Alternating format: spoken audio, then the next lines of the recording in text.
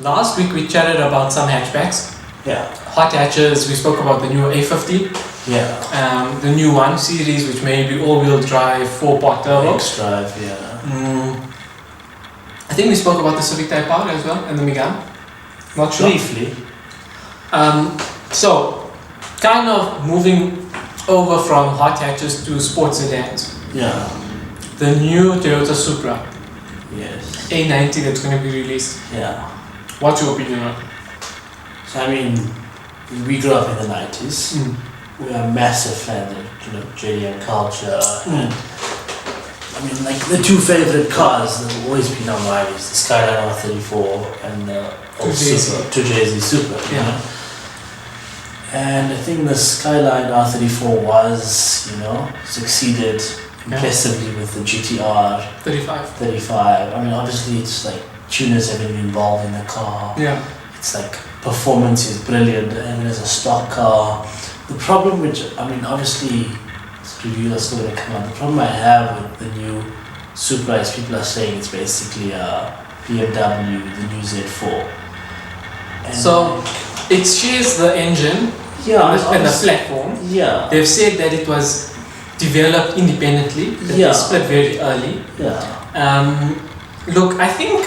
But do you really want a new Supra that follows all that old classic Japanese to follow now like a German sports car? It's very different, markets. Where it's placed. Yeah, where it's placed, the appeal, So I think for me the biggest problem with the Supra is the name. Yeah. They're calling it a Supra. They're calling it a Supra. They shouldn't have. So if I look at the car on a piece of paper, excluding the name, it's stiffer or as stiff as an LFA. Yeah. Okay. It's lower than an 86. Yeah. It's got a reasonably powered engine. Okay. Could do with more power, but reasonably powered. I thought it was going to basically compete with the GTR. But it's rear-wheel drive. It's going to have a 50-50 power split. Or weight distribution of power split. Yeah. So if you look at that on a piece of paper, it makes for a fantastic driving car. Experience. The gearbox BMW is fantastic. There is rumors that Toyota have developed a manual already for it. Yeah. So if you look at that on a piece of paper, it compares to the likes of S2000, MX-5 in terms of a road driving experience. It's a fantastic driving car. Yeah. The problem for me is when you then call it a Supra, is that it's going to be smaller than the old Supra. Yeah. The 2JZ Supra Mark IV that was exported outside of Japan had about 340 horsepower. Yeah. So it's got, the old one's got kind of more or less the same, if not more horsepower than the current one. Yeah. It had a very driver-focused cockpit, manual drive. So I think, like you're saying, the biggest problem with it is the reputation and the name. Yeah. If you called it something else and released it as an independent sports car, it would have been fantastic. Exactly. Power, weight distribution. You're following up a legacy now. Now you're comparing it, and what we're doing, you're comparing it to the old one. And you go, same power. Yes, maybe better weight distribution. Newer technology. Yeah. But I think also the aftermarket scene has added to the reputation of the old 2JZ, which was such a tunable car, crazy horsepower, and now you're going, well, this kind of needs to deliver the same. Yeah. So I think the name is the problem. Yeah, I agree completely. I mean, we're criticizing a car based on legacy, not on the car itself. Exactly. Well, but which kind of goes hand in hand as well. Yeah. And I mean, like you're saying, the old Supra is competing with the R34, which is a massive monster. And the modifiability, the seat, both the cars. appeal, Now you're going, new Supra, does it compare to the R35 and the new one? Not really. It kind of is, I think, in an M2, M3 power, space, if that. So they should have placed it in its own scene as a new Toyota version, and they're calling something Kazoo Racing. They released it now based on the old name. I know that's to make money, to disappoint people, but I mean, it's a bit disappointing. When everyone was waiting for years for a new Supra. So there have been some initial test drives. They've covered the interior. Do you think that, obviously there's a lot of people that have criticized that it lacks power and it doesn't live up to or compared to the old one. Do you think they may change that before they release the final car? They're probably too late in development to go back to the drawing board. So not change everything, but I mean maybe bump up the power. I mean, that would entail, you know, changing engine things when it's Yeah. basically very similar to the Z4. Yeah. I mean, I think at a point where it's really difficult to take even 2 or 3 steps back, because it's very late in development now. Right. To go back to a drawing board and start, you know, changing things.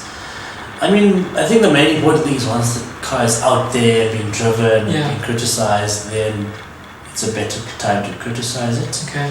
But I think we'll have to wait and see. But I mean, majority of old 90s, you know, Japanese car fans are going to probably be disappointed. Okay. I mean, imagine if it did, because you see old pictures saying that the old 34 next to the Supra.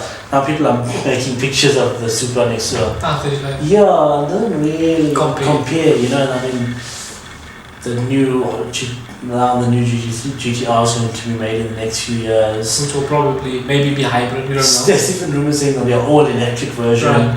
I mean, if you saw the Ital design GTR, I mean, what a stunning Beautiful. looking car. Yeah. Selling over 700 horsepower. Mm. I mean, you know. You can't compare the two. Yeah, I think at this point it's quite difficult to compare the two. So only 300 going to the UK, Yeah. which makes me question how many we're going to get in South Africa. A handful. A handful. Talking single numbers. The other thing is that Toyota have a ban on importing the Mark IV Supras into South Africa because they were saying that it affected their GT86 sales. Because for the price or even less of a GT86 you could get a Supra. Yeah. So they've banned now whenever Supras are in the country is what's here, you're not allowed to bring one in anymore. Yeah. So 300 going to the UK makes me question how many we're going to get in South Africa. Single digits possibly. At what price? Yeah. Are you going to take that over at the price based on the number? It will probably be fairly expensive. And are you really going to buy that over? You know. I don't think they're going to drop the ban on the old one. Yeah. Because what may happen is, like you said, you may go test drive it. Yeah. You may be disappointed, and if the ban is not there anymore, you may just go pick up an old one and modify it and just use it as a toy. And watercut. So I think they'll keep the ban in place. You're going to pick between an 86 and a Supra as the two performance models for Toyota. Yeah, which I think also is what I'm feeling the 86. Price here is probably going to be really high for what it's worth. Definitely. I think the market here will probably Very be niche. They'll prefer a Z4. Yeah. In terms of sales, they'll probably They'll sell more Z4s in South Africa than a Supra. Definitely. And so from that perspective, it's kind of a double-edged sword. Is that the car may not live up to legacy of the previous one. It may still be a good car to drive if you drop the name and not comparing it. Yeah. And because it may be priced so high and so limited numbers in South Africa, it may actually be a very rare car or nice car to have in South Africa because you may not see many of them. Yeah. So it may make it a bit of a special car. Yeah. You know? But then as an individual, would you go spend that money on one?